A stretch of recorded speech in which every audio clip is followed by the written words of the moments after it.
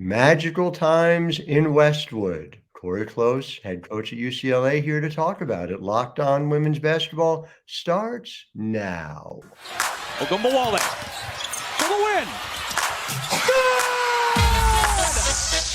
You are Locked On Women's Basketball, your daily podcast on women's basketball.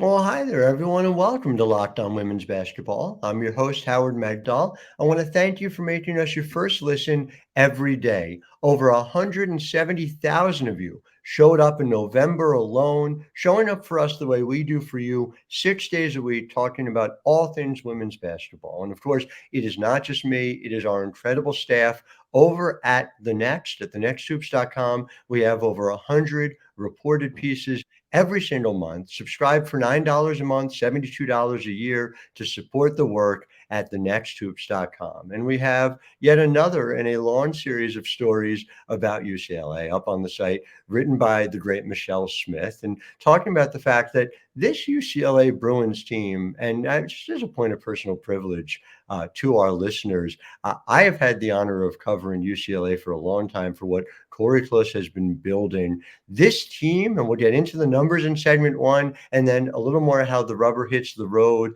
in segment two. But this team feels to me like it has the chance to be the best one yet. That is saying something. Cori wins games the way most of us drink water or breathe oxygen. Coach, welcome to the program. I'm delighted to chat with you about it. And I guess I want to start with, what was the moment that you understood this team had a chance to be special, even by UCLA standards? Well, and that's saying something because UCLA standards are so high, and we really, walk in that path with great humility and privilege. But I had a funny moment when Lauren Betts committed on her visit. And the deal was, if she committed, I had to jump in the freezing cold pool, which I did. But I remember after everybody left my house that night, and I turned to my mom and I said, this group could be special. And I just remember going, we got a lot of pieces here that I think could fit together to make a really special puzzle. But, you never know until you start to put in the work and do those things. But I do remember having that thought and communicating that to my mom the night after Lauren committed to us. It really is evident, not just from the results, but how you're getting there. Before we do jump into those stats, though, I want to talk about this because you are so good at the viral moment. You are so good at recognizing. You have on social media the car rides with Cori, which I love. But you always, it's like a sermon on life and basketball. But what is your process? Because it's so clearly not like, it's not like a brand. It's not like you're managed in this way. It's just like you're so fundamentally you. Well, hopefully, I think that's the reason that I keep doing it, is that people have said, hey, it's authentic. And I'm like, well, that's what I want. But honestly, if it's a sermon to me. It's a sermon to myself. I actually recorded one today. I haven't posted it yet. But I usually ask myself this question, Howard. I say, what do I need to be reminded of today? What is the thing that's I need to be reminded of, that I need to process, that I need to think through, and then I just share it, and so in 2 minutes or less, most of the time. And so I think that it's just sort of been my own little process that is, I just get a chance to share sort of what's going on in my own leadership, mind and heart. Usually it's coming from that sort of lens, is what am I learning and processing and as a leader.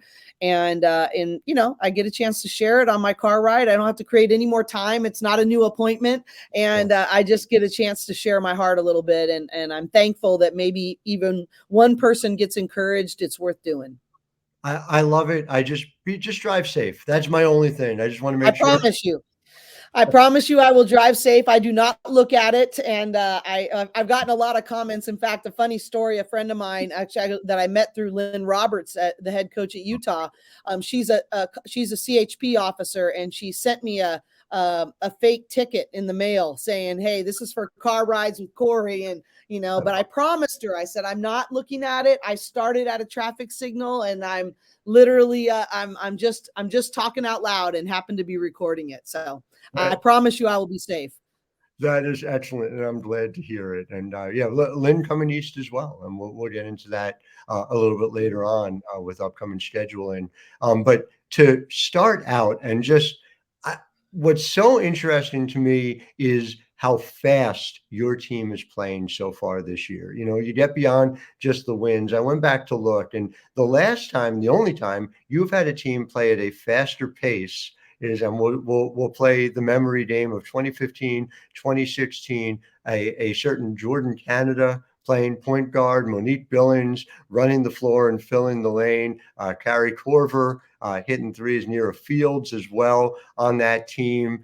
It seems like you have a team this year that is built to be able to do something in a similar way. Is this how fast you want to be playing come Pac-12 time? Yeah, I think it's forcing us to play fast is that everyone's triple teaming Lauren Betts. And so the best way to get her in one-on-one situations is to do it in transition before people can set their defense. So we tell our team, look, we don't have to play fast off of a made basket, but the more we can play great defense and we can now find the mismatches and attack the paint in a much more productive fashion if we can do it in the first 10 seconds of the shot clock. And that, we have, and I think a little different than the team in 2015-16 is that we've got more 3-point shooters. Yeah. So it allows us to do that even more because we're able to spread the floor. And we have a 6'7" person in the middle and Lauren Betts is not a 6'7" center that can't move. She can run and she can catch and obviously the numbers show she can finish. And so, I think that the combination of having that's so difficult in the half court that we want to take advantage of. But in transition, we're able to find that. And then our shooters and versatility, we're really, really lucky to be able to have that combination. But yes, we want to play fast. As long as we can continue to get stops, we're going to play that fast.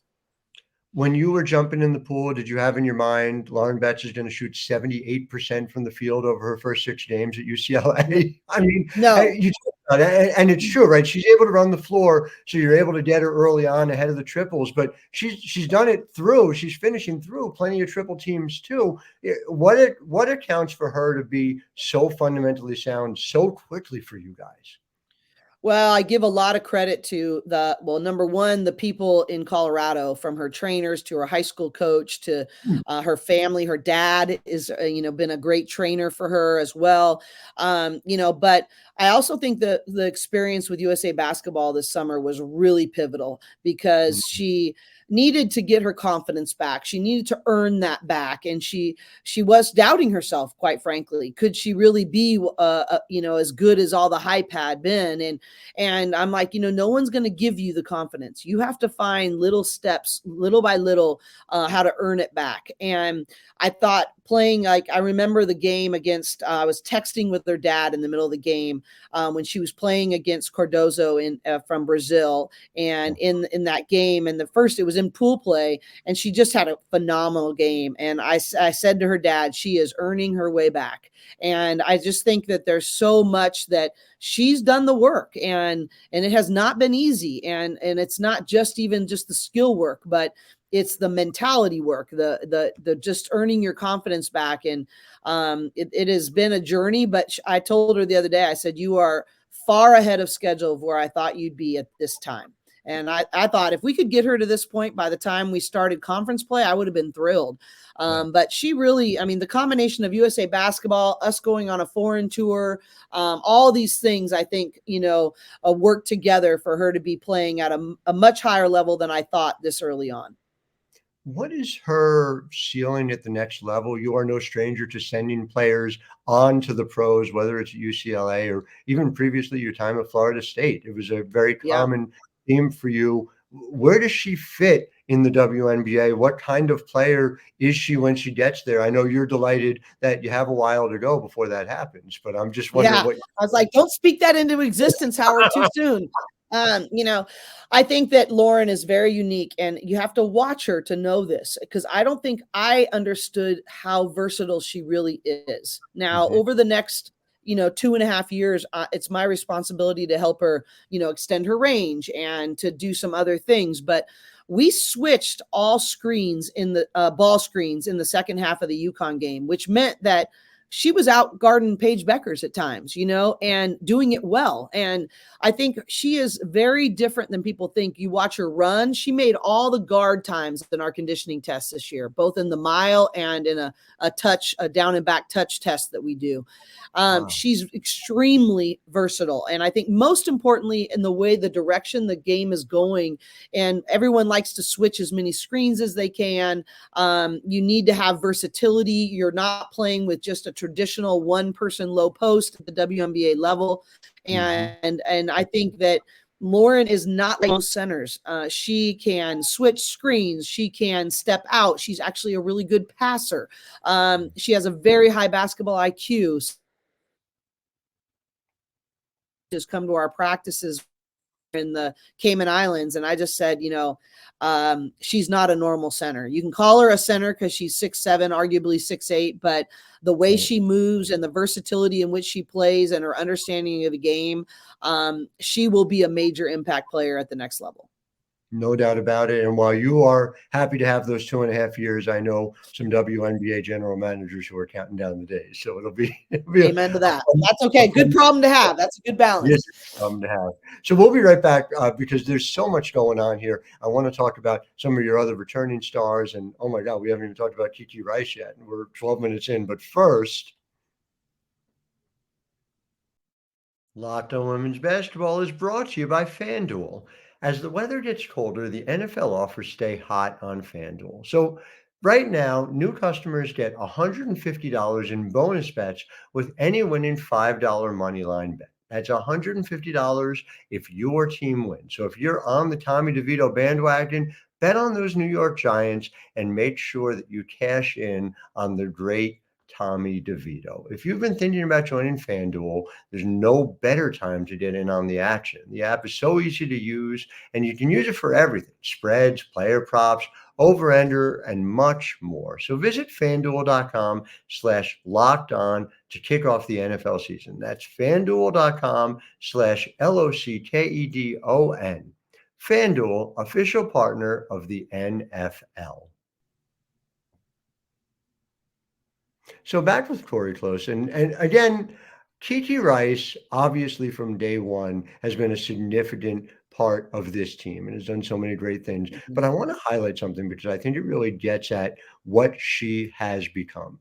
Last year, she shot her percentage of shots, she was about 32.8%, according to CBB Analytics. She made 55% of her shots at the rim, a very common thing from a freshman and something where you say, all right, there's an obvious way to improve there. Her shots are around 30% at the rim in terms of how many she's taking, but her field goal percentage at the rim so far this year is 87.5%. She's made 14 of 16 so far. What accounts for that? Is it strength? Is it true? Is it her decision making? What's allowing that to happen? I mean, listen, is it Lauren Betts and her presence, obviously, which is no small thing?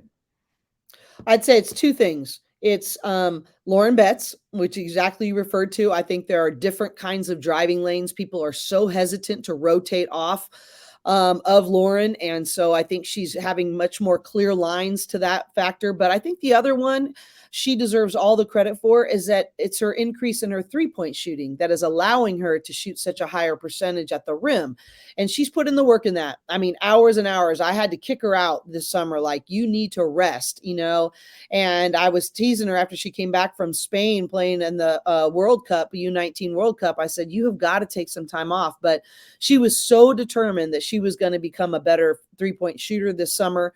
And that has really transpired. That was very evident in our win versus UConn. Yeah. And I think that it was, she's really put in the work on that. And so those things both lead to her being now creating more opportunities to do what she really loves to do, which is be a finisher at the rim. That's her favorite part of her game.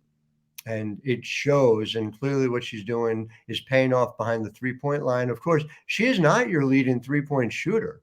Your leading three-point shooter through 6 games is Charisma Osborne, who making 54.1% of her threes on more than 6 attempts per game in her first 6 games. I would go back to, I know that was a point of emphasis for Charisma coming back to school. What has she done? When you say put in the work, I don't think it's an accident that players get better shooting the three during their time with you at UCLA. Again, and this is a point of personal privilege for the listeners. Like, Cori, you prepare players for the next level. You do it in a specific, targeted way. What is the overlap? What is it that has allowed Charisma and, in fact, your players year in and year out to get better at this skill? Well, we're very intentional and we're very individualized. I think those are the two important words that we're just committed to it. We always say in recruiting that we have a parallel commitment. 95% of the players that we recruit want to play at the next level, either overseas or in the WNBA. And so we really have to have a very proactive infrastructure that says this is exactly how we're going to, take you there. And that's, individual skill workouts, that's film study, that's analytics, that's, comparative film study in terms of copying people in the WNBA and where they want to go. And so it's just a very important thing. But really, we're in a great place because, not only do I get to chance to work with them, but in the off season, I only get 4 hours a week. And so they've got to be proactive on their own. And there's other people in Los Angeles are so lucky because it's sort of the NBA mecca of training in the off season.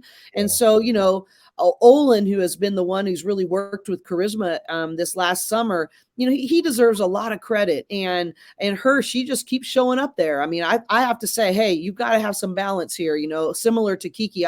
And people ask me all the time, like, what kind of kids are you wanting to recruit? And I'm too old. I don't want to have to beg anyone to get in the gym. I'll be willing to kick you out for a little balance sometimes, but recruit kids who aren't gym rats. And Charisma has been one of those. I have never had to coach her work ethic. I've never had to coach her proactivity to increase her game. And we told her, look, this is where you want to go. And when she decided to come back, which honestly, I was surprised, is that, I said, okay, well, knowing where you want to go, these are the really important things you need to improve. And you have got to be a 40% 3-point shooter or better next year if you want to have the opportunities that I know you want to have. And she took that really seriously. She's put in the time. She's really had the awareness. She's studied it. She does visualization of when her shot is really good. She's learned about that. And it's so great when you see kids' hard work paying off because that's such a transferable skill.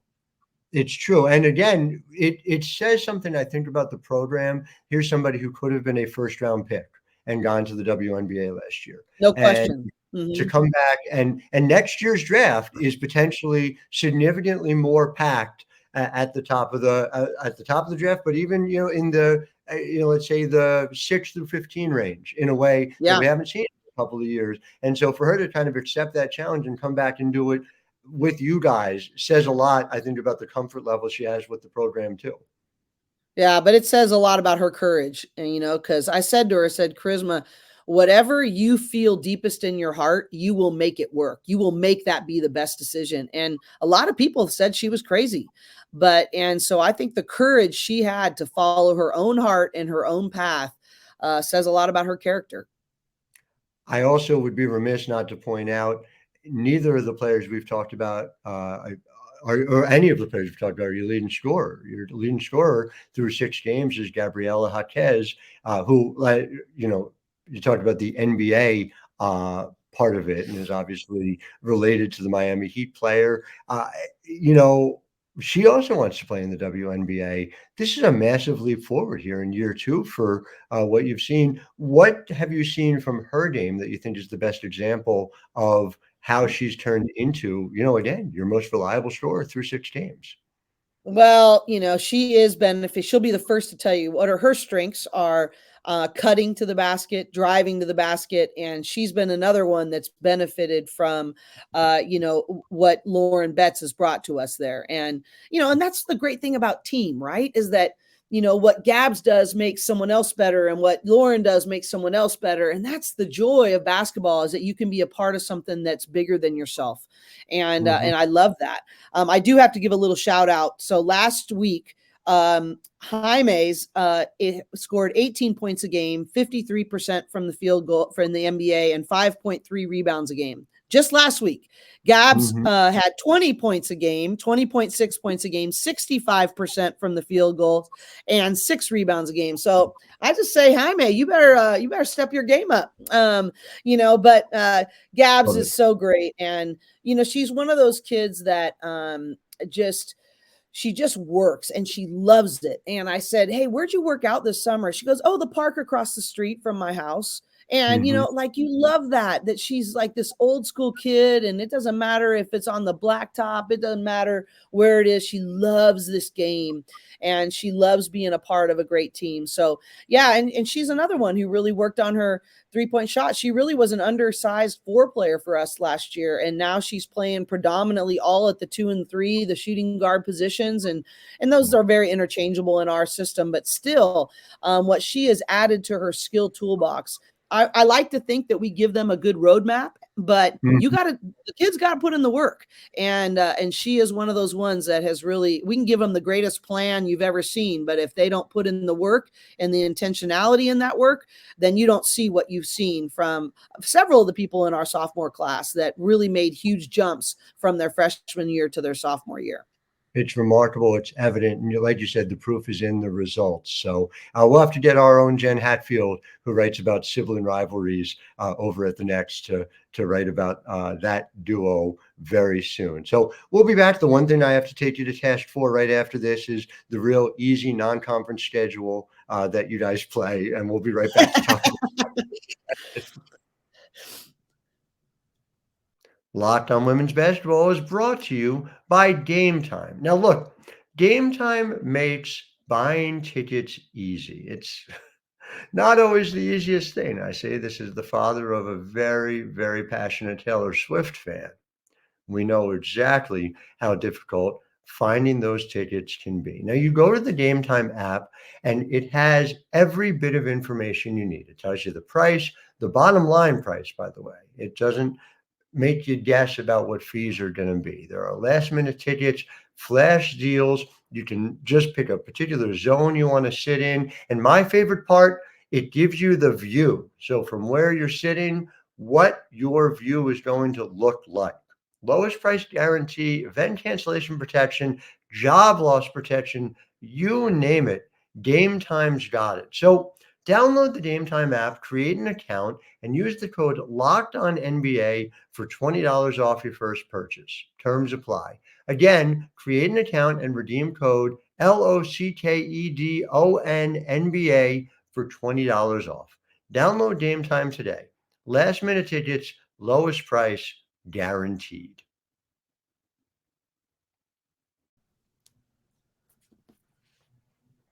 So back with Cori Close, and as I mentioned, we have to talk about, just a series of cupcakes, right, when it comes right down to it, between UConn and, that big win. I got to see that Princeton team up close, and that team is legit and for real, and nothing is changing. We're recording this just ahead of the game you have coming up against Mike Neighbors' Arkansas team, which is always a workout in and of themselves. And then I get to see you. You guys are kind enough, you and Lynn, to come east. And on December 10th, in what should be, just an easy matchup against Tania Latson and Florida State. At least you don't have to go to Columbus and play at Ohio State, right?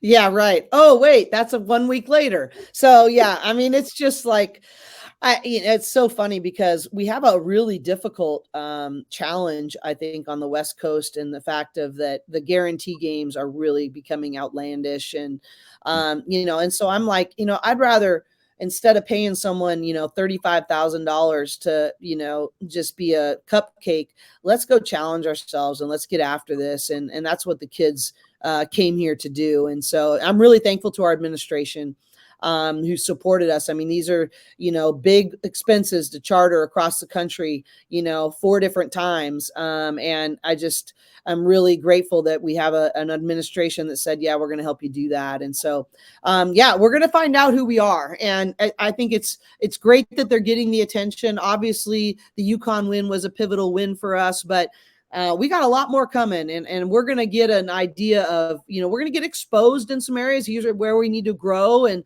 hopefully we have some real conquering moments too. But, I just think you have to schedule to what you think your team can become. And if I really tell them, I think you can become a championship level program, then I need to schedule in a way that backs that up. And so, because nothing gets past these kids, they understand the difference between the messaging and what you actually do. And so, I think that's what our schedule reflects, is that I don't expect us to be perfect, but I expect us to grow with intentionality every single week. And I expect us to run into challenges and let it bring out new things in us. Well, certainly again, proof is in the results so far with the way you guys are playing. And it's just delightful to break that down with you. I would be remiss not to ask you about this final go around in the Pac-12. And as somebody who is so steeped in the history of this program, of this conference, is it going to be emotional for you? What are you most looking forward to with it? Just kind of take me through how you've processed that loss, which I know you feel, because I know so many people around the team feel as well. Yeah. There were some tears at media day, some for me and some from several other people who have just put in blood, sweat, and tears into building this thing up. And I have this weird dichotomy inside of me, like this great humility, privilege, like sadness of that this incredible history of an incredible conference is in its last year.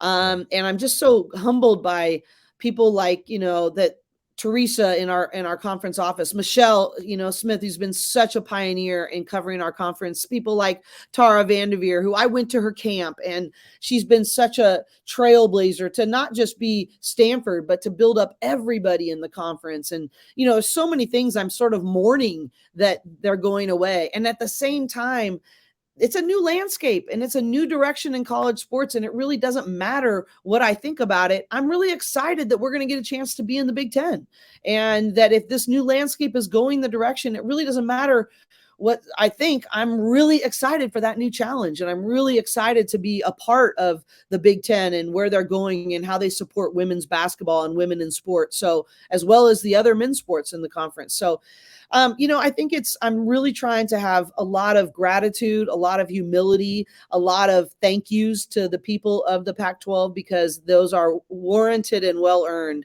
And I'm trying to prepare so that I can lead well into the excellence of the new era in which we're entering into. So, healthy tension I'm trying to walk imperfectly as such, but I really want to be deeply grateful to all the people that have made the Pac-12 so darn special.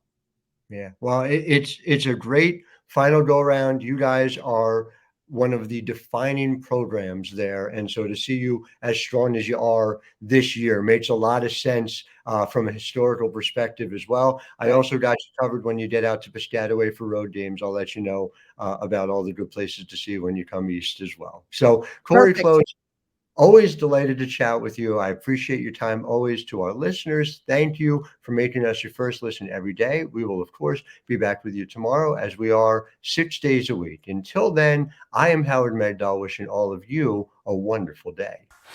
Ogunbowale for the win. You are Locked On Women's Basketball, your daily podcast on women's basketball.